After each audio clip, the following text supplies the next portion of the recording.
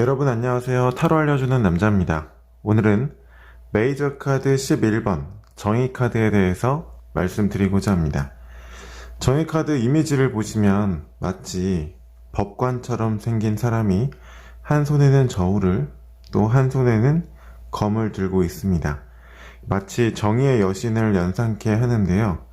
하지만 우리가 알고 있는 법의 심판은 모두가 인정하는 공동의 가치, 즉 객관적인 기준을 말한다면 정의카드에서 말하는 기준이란 개인의 주관이라고 할 수 있습니다.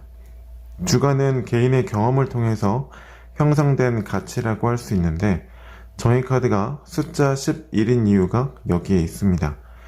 정의카드에서 말하는 숫자 11은 1 더하기 1은 2이자 10 다음에 1번이거든요. 앞서 10은 경험이라고 생각하시면 됩니다. 즉 나의 경험의 기준, 주관, 개인적인 기준에 의해 결정하는 것을 말합니다. 실제 정의카드의 결정은 많은 사람들이 인정하는 객관적인 판단과는 다를 수 있다는 말입니다. 즉 누군가에게는 합리적인 결정이지만 또 다른 누군가에게는 불합리할 수 있습니다.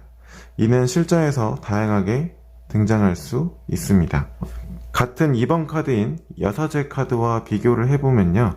여사제 카드가 객관적인 기준을 말하는 카드라면 정의 카드는 주관적인 기준에 대해서 말하는 카드라고 볼 수 있습니다.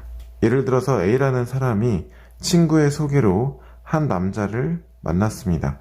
만남의 분위기도 나쁘지 않았는데 그 후 연락이 없어요. 그의 마음이 궁금한 A라는 사람이 자신에게 소개를 시켜준 친구 B에게 물어봅니다. 만났을 때 분위기도 괜찮았는데 왜 연락이 없지? 그러자 주선자인 친구 B가 말합니다. 그래? 너 진짜 매력있고 괜찮은데 왜 애프터가 없을까? 이때 그 남자의 마음이 정의카드라고 한번 해볼게요. 실제 리딩에서 같은 상황에서 정의카드가 등장하면 무조건 같은 의미로 해석해야 된다라는 고정된 내용은 아니기 때문에 같은 상황이어도 다른 의미로 등장할 수 있습니다. 이 점은 참고로 부탁드릴게요. A라는 사람은 친구 B가 인정하는 매력을 가진 사람이지만 그 남자분의 기준에서는 다소 기준에 맞지 않는 부분이 있을 수도 있다라고 생각할 수 있습니다. 혹은 아직 판단이 좀 어려운 상황, 즉 그만큼 판단할 주관적인 근거가 좀 부족했다는 혹은 그만큼 만남의 시간이 짧았다는 그런 의미가 되기도 합니다. 만남이든 무엇을 보고 결정하는 판단의 기준이든 어떤 개인의 주관적인 기준에 많이 의존할 수 있다는 의미가 되는 거거든요.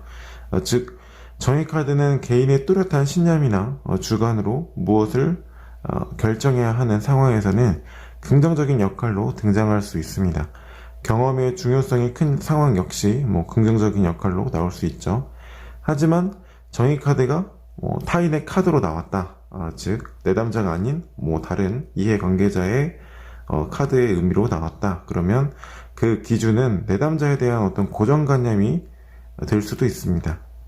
또는 감정적인 관계에서 등장하면 또 소통할 수 없는 어떠한 벽이 분명히 존재한다는 뜻도 가능합니다. 이런 경우에는 부정적인 역할로 나올 수 있는데요. 가령 어떤 친해지고 싶은 상대에게서 부정적인 기능으로 등장한 경우라면 그가 내담자와 선을 분명하게 그어놓은 상황일 수도 있습니다. 실전에서 정의카드는 이렇게 등장할 수 있습니다.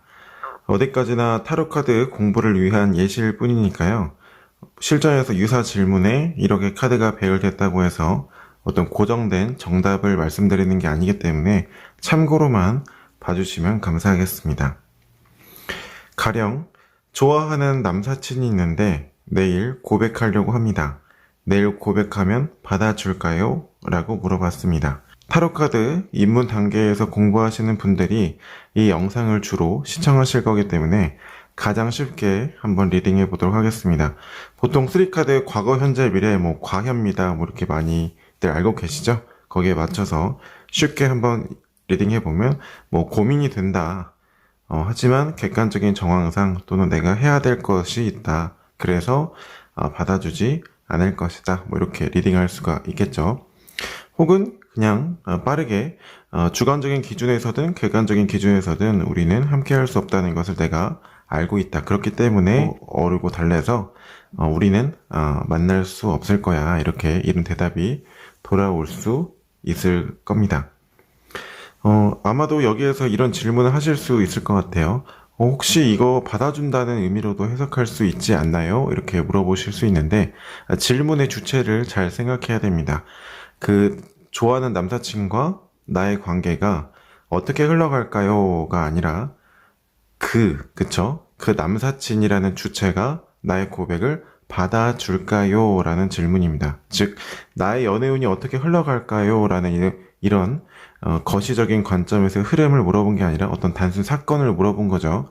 그럼 어떤 견해라든지 사건에서 나타내는 어떤 장면일 수 있기 때문에 질문의 주체를 잘 듣고 거기에 맞춰서 리딩하는 게 필요하겠습니다. 덕분에 라는 표현은 누군가와의 관계를 개선함은 물론 상대의 신뢰를 얻어내기 위한 최적의 단어다. 물론 그 과정에서 자신의 자존감을 강화하고 세상과 정면으로 부딪힐 수 있게 만드는 힘이 되어주기도 한다.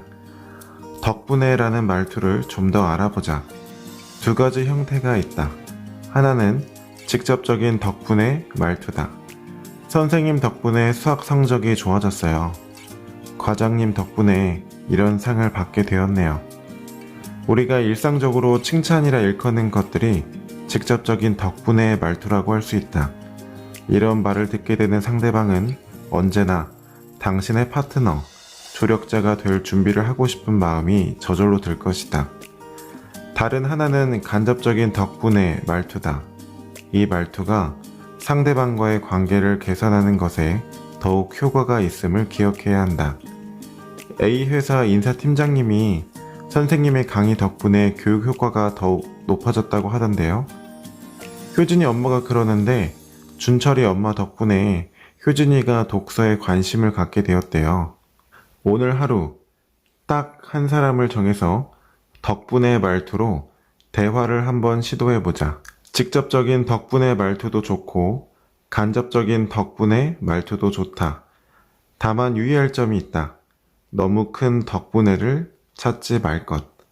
아주 작은 것이라도 좋으니 덕분에 말투를 사용하는 것 자체에 집중하라.